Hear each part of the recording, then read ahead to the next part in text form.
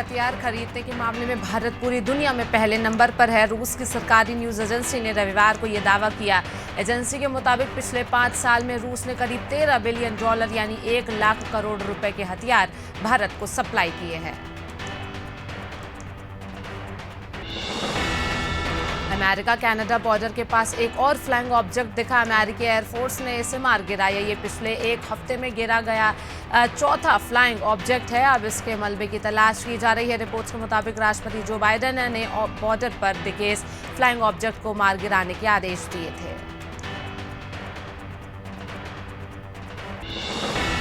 तुर्की और सीरिया में मौत का आंकड़ा लगातार बढ़ता जा रहा है। इस बीच कई देश सीरिया बॉर्डर पर रेस्क्यू ऑपरेशन छोड़कर वापस लौट रहे हैं। रविवार को इजरायल ने सुरक्षा कारणों का हवाला देते हुए अपनी टीम हतजाला ग्रुप को इमरजेंसी फ्लाइट से वापस बुला लिया। इससे पहले जर्मनी ने भी अपने बचाव दलों को तुर्की से बाहर निकाल लिया। स्कॉच विस्की एसोसिएशन के अनुसार भारत 2022 में फ्रांस को पछाड़कर यूके के लिए स्कॉच विस्की का सबसे बड़ा मार्केट बन गया है। भारत ने यूके से 2021 की तुलना में 2022 में 60% ज्यादा करीब 700 मिलीलीटर की 219 मिलियन बोतलें स्कॉच का आयात किया। वहीं इस दौरान फ्रांस ने 205 मिलियन बोतलों का आयात किया था। हॉलीवुड सिंगर रिहाना दूसरी बार प्रेग्नेंट है और सुपर बाउल में उनकी 13 मिनट की परफॉर्मेंस के बाद उनके प्रवक्ता ने इस बात की पुष्टि की। परफॉर्मेंस के दौरान रिहाना का बेबी बम्प दिख रहा था, जिसके चलते उनके गर्भवती होने के कयास लग रहे थे। रिहाना और रैपर एसएप रॉकी के पहले बेटे का जन्म मई 2022 में हुआ था। अमेरिका में मेकम ऑक्शन में 1908 की एक स्ट्रैप टैंक हार्ले डेविडसन नीलामी में $9,35,000 में बिकी, जिसके साथ ही ये नीलामी में बिकने वाली अब तक की सबसे महंगी बाइक बन गई। इस स्ट्रैप टैंक मोटरसाइकिल में ऑयल और फ्यूल टैंक निकल स्ट्रैप्स के साथ एक फ्रेम में जुड़े हुए हैं। ESPN क्रिक इन्फो के रिपोर्ट्स के मुताबिक नागपुर के स्टेडियम में प्रैक्टिस करना चाह रही ऑस्ट्रेलियाई टीम ने ग्राउंड स्टाफ द्वारा सेंटर और प्रैक्टिस पिचों पर पानी डाले जाने के चलते ट्रेनिंग सेशन रद्द कर दिया। नागपुर में पहले भारत ऑस्ट्रेलिया टेस्ट मैच में पारी और 132 रनों से ऑस्ट्रेलियाई टीम हार गई थी। 17 फरवरी से दिल्ली में दूसरा टेस्ट मैच खेला जाएगा। भारत में 13 फरवरी को स्वतंत्रता सेनानी, प्रखर राष्ट्रवादी नेता और कवि सरोजनी नायडू की जयंती को राष्ट्रीय महिला दिवस के तौर पर मनाया जा रहा है। भारत कोकिला नायडू ने देश की कई महिलाओं को स्वतंत्रता संग्राम में भागीदार बनाने का काम किया था। भारत की पहली महिला राज्यपाल नायडू 1925 में कांग्रेस अध्यक्ष बनी थी।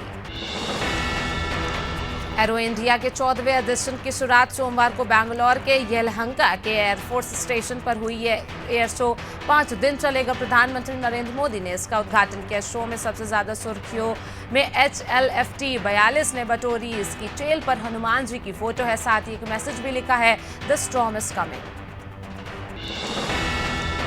संसद के बजट सत्र के पहले चरण में लोकसभा और राज्यसभा दोनों सदनों की कार्रवाई हुई। राज्यसभा में अडानी मुद्दे पर विपक्षी सांसदों ने हंगामा किया। हिंडनबर्ग की रिपोर्ट्स पर विपक्ष लगातार जेपीसी की मांग कर रहा है। सत्र से पहले 14 विपक्षी दलों के नेताओं ने राज्यसभा सांसद मल्लिकार्जुन खड़गे के संसद कक्ष में मुलाकात की।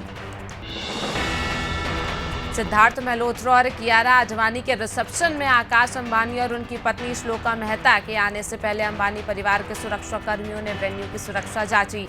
विरल भयानी ने एक वीडियो शेयर किया जिसमें एक सुरक्षाकर्मी स्निफर डॉग के साथ वहां की जांच करता दिखा। रिसेप्शन में आलिया, रणवीर, करीना कपूर सहित कई फिल्मी हस्तियां शामिल हुई। महाराष्ट्र के चंद्रपुर के एक गांव में निर्माण कार्य की खुदाई के दौरान भगवान श्री कृष्ण की 2 फीट ऊंची मूर्ति जमीन के अंदर गड़ी मिली। Indian National Trust for Art and Cultural Heritage के सदस्य अशोक सिंह ठाकुर ने बताया कि यह मूर्ति 12वीं सदी की है और चालुक्य राजवंश के समय की है। सिक्किम में भूकंप के झटके महसूस किए गए। रिक्टर पैमाने पर भूकंप की तीव्रता 4.3 मापी गई। राष्ट्रीय भूकंप विज्ञान केंद्र के मुताबिक सिक्किम के 70 किलोमीटर उत्तर में युकसोम में लगभग 4.15 बजे भूकंप के झटके महसूस किए गए। नेशनल सेंटर फॉर सीस्मोलॉजी के अनुसार भूकंप की गहराई 10 किलोमीटर दर्ज की गई।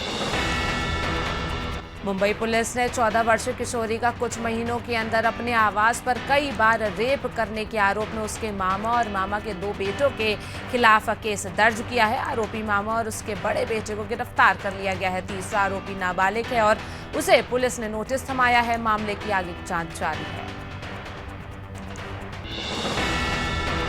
भोपाल नगर निगम दैनिक वेतनभोगी कर्मचारियों की छटनी करने की मंशा बना रहा है, जिसके कर्मचारियों की सूचना मंगाई गई है। इसके बाद इन कर्मचारियों का कार्यस्थल पर भौतिक सत्यापन किया जाएगा। अधिकारियों का मानना है कि करीब 15% कर्मचारियों को कम करने से निगम की वित्तीय हालत में सुधार होगा। दिल्ली के रामा रोड इंडस्ट्रियल एरिया में मोतीनगर थाने के पास स्थित एक फैक्ट्री में रविवार रात आग लग गई, जिसके बाद दमकल की 27 गाड़ियों ने मौके पर पहुंचकर आग पर काबू पाया। घटना में किसी के घायल या हताहत होने की सूचना नहीं है। फैक्ट्री में आग लगने के कारणों का पता नहीं चल पाया है।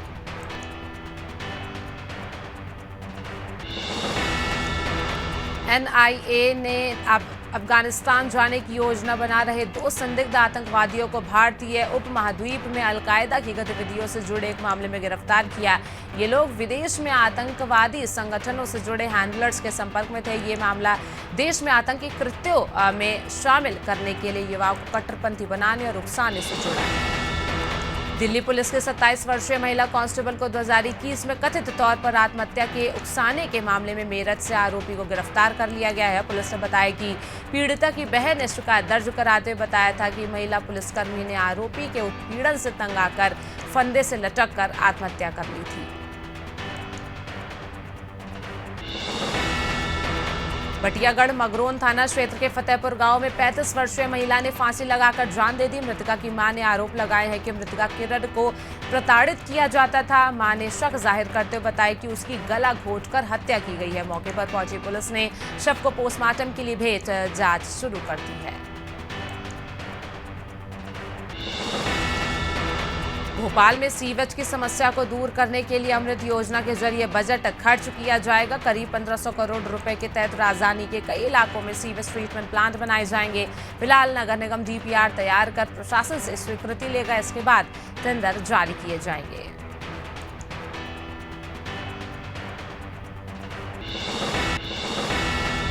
खबर देहरादून से, जहां मुख्यमंत्री पुष्कर सिंह धामी रविवार को कई कार्यक्रमों में शामिल हुए। उन्होंने ग्रामवासियों से मुलाकात कर उनका हाल जाना। उन्होंने पौड़ी के रावत गांव में मेजर गोरकी चंदोला के मिट्टी से बने पहाड़ी शैली के होम स्टे में विश्राम किया। होम स्टे का अवलोकन करते हुए उसकी प्रशंसा की और रिंगाल से बने उत्पादों के बारे में भी जानकारी दी।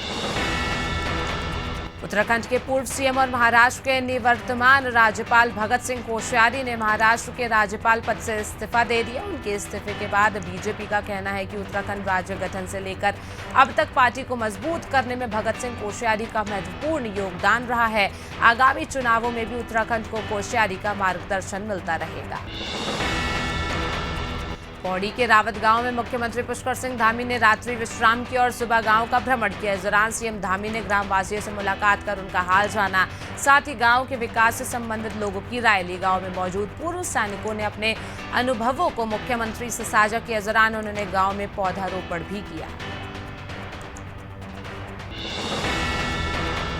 गढ़वाल कमिश्नर के निर्देश पर BKTC 4 धाम को लेकर SOP तैयार की जा रही है। बद्री केदार समिति के अध्यक्ष अजेंद्र अजय ने बताया कि देश के 4 प्रतिष्ठित मंदिरों के लिए समिति की 4 अलग-अलग टीमें रवाना होगी, जो वहां से पूजा प्रबंधन, क्राउड मैनेजमेंट, VIP दर्शन, कार्मिकों के ड्रेस कोड समेत तमाम चीजों की जानकारियां जुटाएंगी। राजधानी देहरादून में नगर निगम के द्वारा बिंदाल और रिस्पना नदी की सफाई के लिए अभियान चलाया जाएगा। बता दें, ये स्वच्छता अभियान 4 महीने तक चलेगा, जिसके तहत नालों, कूड़े कचरे के उठाव और पूरे शहर को स्वच्छ और कचरा मुक्त बनाया जाएगा। 4 महीने में कुल 60 जगहों पर स्वच्छता अभियान के अंतर्गत कूड़ा उठाव किया जाएगा। बरेली में जिला प्रेस बेंच प्रतियोगिता सफलतापूर्वक संपन्न हुई। प्रतियोगिता में महिला, पुरुष और मास्टर वर्ग के प्रतिभागियों ने हिस्सा लिया। सभी खिलाड़ियों ने अलग अलग वर्ग का भार उठाकर अपनी प्रतिभाएं दिखाई। साथ ही उत्कृष्ट प्रतिभागियों को ट्रॉफी, मेडल और सर्टिफिकेट देकर सम्मानित किया गया। प्रतियोगिता SV इंटर कॉलेज में हुई।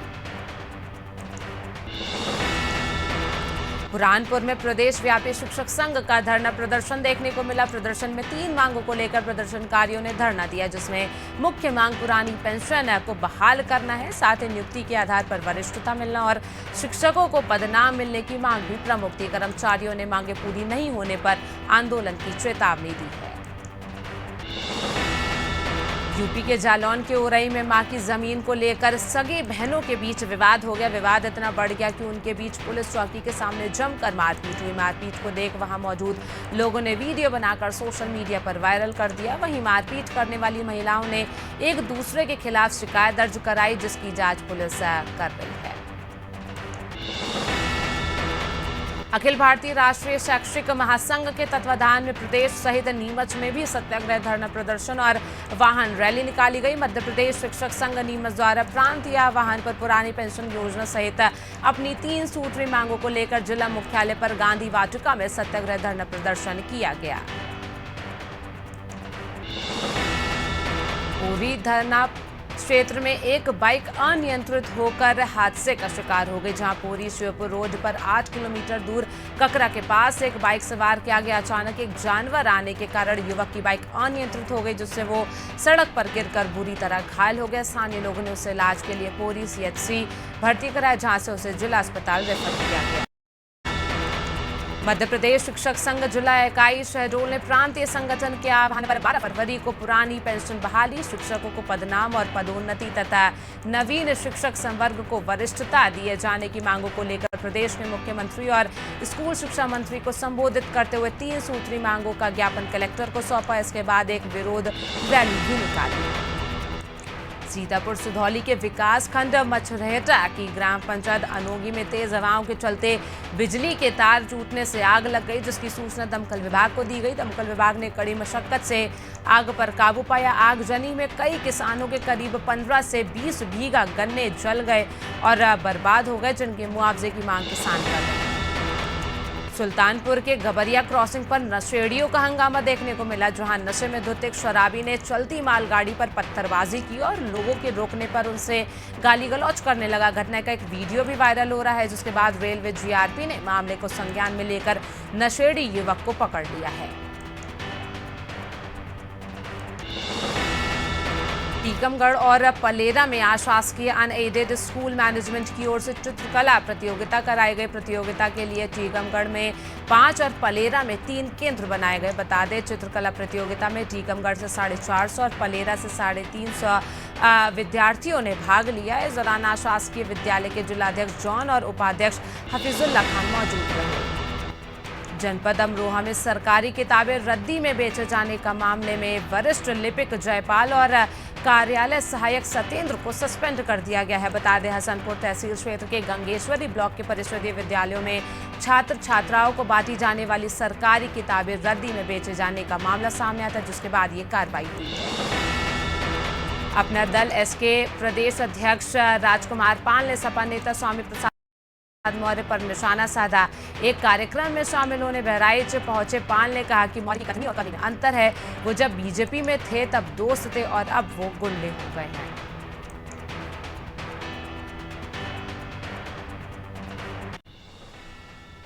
हरदोई के एक गांव में चोरों के आने की खबर से हड़कंप मच गया। आनन फानन में लोग अपनी छतों पर चढ़ गए। इस बीच लोगों ने फायरिंग करना शुरू कर दिया। फायरिंग में एक व्यक्ति की गोली लगने से मौके पर ही मौत हो गई। घटना की सूचना मिलते ही पुलिस मौके पर पहुंची और शव को कब्जे में लेकर पोस्टमार्टम के लिए भेजा।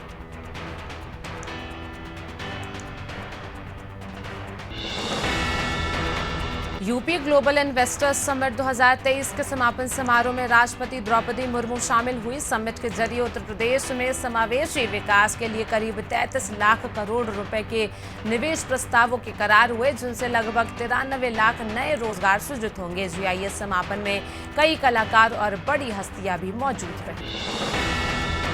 मेरठ में एक महिला का शव बोरे में मिलने से सनसनी फैल गई। खरखोदा कस्बा के बिजली बम्बा चौकी एरिया में हुमायूं नगर गैस गोदाम के पास बोरे में बंद अज्ञात महिला का शव मिला। सूचना के बाद पुलिस और डॉग स्क्वाड की टीम मौके पर पहुंची और शव को बोरे से बाहर निकाला। पुलिस आरोपी युवक की तलाश कर रही है।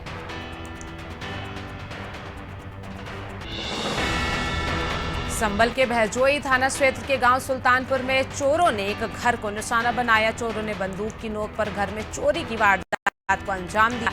चोर नकदी सहित जेवरात लेकर फरार हो गए। घटना की जानकारी पुलिस को देने के बाद पुलिस ने चोरों की तलाश शुरू कर दी है।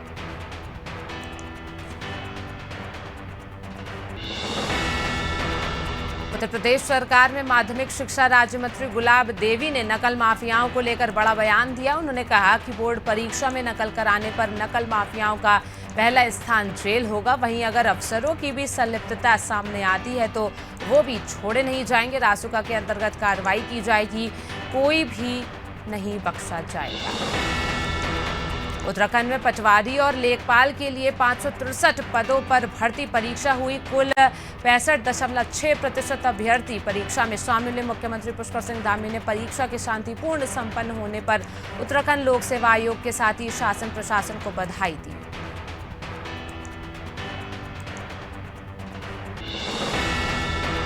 सुल्तानपुर में शराबियों का आतंक बढ़ता जा रहा है। जहां घर के सामने शराब पीने से मना करने पर शराबियों ने एक महिला और पुरुषों पर हमला कर दिया।